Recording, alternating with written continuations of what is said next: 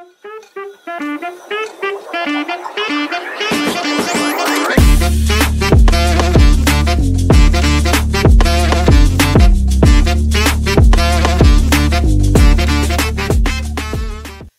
back to the Community Corner Podcast Personal Finance Edition. This is Rashmi, and I'm joined by my co-host, Olivia. Today, we are looking at probably the most popular form of investment, stocks. That's right. I feel like the first word that comes to mind when people think of personal finance is stocks. So this is definitely a long-awaited episode. Yes, after 30 episodes focused on personal finance, we finally made it to the one thing everyone remembers, stocks. Stocks are a really misunderstood form of investment due to the whole volatile nature of it, and investing in the stock market does come with risks, but making the right investment choices, it can be done safely with minimal risk of long-term losses. The belief that stocks are a very risky investment choice comes from day trading, which requires rapidly buying and selling stocks based on price swings. But this is extremely risky and should not be done unless you have deep knowledge of the topic. There's a better way to use stocks for your personal finances. Yep.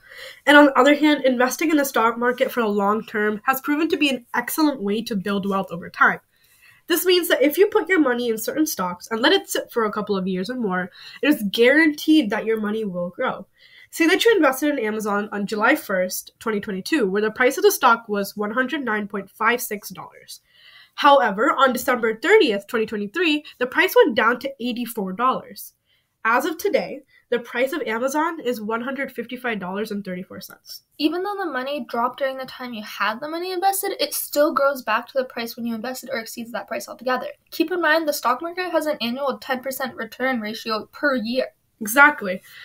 Don't worry, this may be a little confusing, but we will break it down to make sure you guys have a concrete understanding of the world of stocks. Instead of the usual one episode per topic, we will be splitting this into 2 episodes so we can explain it as thoroughly as possible. In its essence, stocks are a type of investment that represents ownership of a fraction of the company you bought from. It's like being a mini CEO, but very mini. Very mini. But why would companies willingly want people to own their own part of the company? Isn't that defeating the purpose of being a CEO? Well, the thing with stocks is that even if the said company wants to grow or start a new project, they need money to do that. And the reason why companies issue stocks is because when you buy a stock, you're buying the company, part of it, and you're giving money to the company, so you're raising funds so that that company can reach its goals. Right. That makes a lot more sense now. It's kind of similar how we would invest in an air company to fund our goals. That's a great connection, although the companies are on a much larger scale, and the idea is the same. Yeah. So as I mentioned earlier, buying stocks is essentially being a mini CEO, very mini. But there's an actual word for this, and it's called shareholder. It's called shareholder because shares are the unit for stocks. So if someone says, I bought 5 shares of Tesla, it means they have bought 5 parts of the company. Something to keep in mind is that if you own 33% of the shares of a company, it is incorrect to say that you own 1/3 of that company. However, you do own 1/3 of the company's shares. This is known as the separation of ownership and control. There's also a figurative place where you buy these shares of the company. We call it the stock market. You'll also hear the word stock exchange, but these are used interchangeably. So it's called stock market, but there's also other forms of securities you can trade, like ETFs. For the purpose of this episode, though, we're going to focus on the stock side of the market. The stock market allows buyers and sellers for efficient price discovery for shares of corporations. They are assured of fair price, high degree of liquidity, which is how easy you can convert it into cash, and transparency as market participants compete in the market. Yeah, so just a little history on when the stock market began. According to Investopedia, the first stock market was the London Stock Exchange, which began in a coffee house, where traders met to exchange shares in 1773. The first stock exchange in the U.S. began in Philadelphia in 1790. I thought that the one in New York was the first stock exchange, but it wasn't until 19 years later that it was created. The Buttonwood Agreement, so named because it was signed under a buttonwood tree, marked the beginning of New York Stock Exchange in 1792. Yeah, and stock markets operate as primary markets and secondary markets. The primary market is where newly issued securities are offered and sold for the first time directly from the issuing company or government to investors. When a company decides to go public or issue additional shares, it does so through an initial public offering, known as an IPO.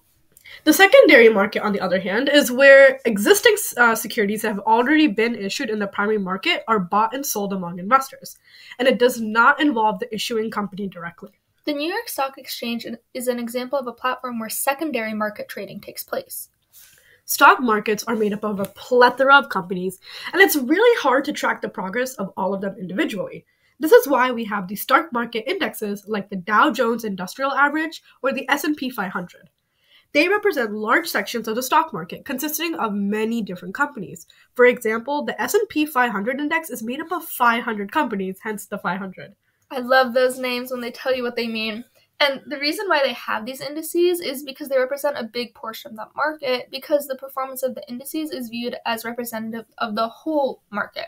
You might see a news headline that says the stock market has moved lower or higher, meaning the stocks within the index have either gained or lost value as a whole. One might go up and another might go down, but overall, they go up or go down together. Yeah, it's like the average of all the companies inside that index. With the stock market being a complex system filled with many intricate components, we cannot leave all of this to the general public to regulate and manage.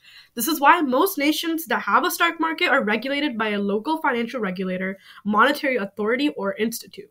The SEC is the regulatory body charged with overseeing the U.S. stock market. All corporations have to meet certain requirements such as timely filing of quarterly financial reports and instant reporting of relevant corporate developments in order to ensure that all market participants are informed. If a company fails to meet this requirement, the SEC can suspend the company for trading and can give it other disciplinary measures. Now, from when stocks began in 1773 to now in 2024, trading in the stock market has changed drastically due to technology. The earliest stock markets issued and dealt in paper-based physical share certificates. Now, when trade buyers offer a bid, or the highest amount they're willing to pay, which is usually lower than the amount sellers ask for in an exchange, this difference is called the bid-ask spread.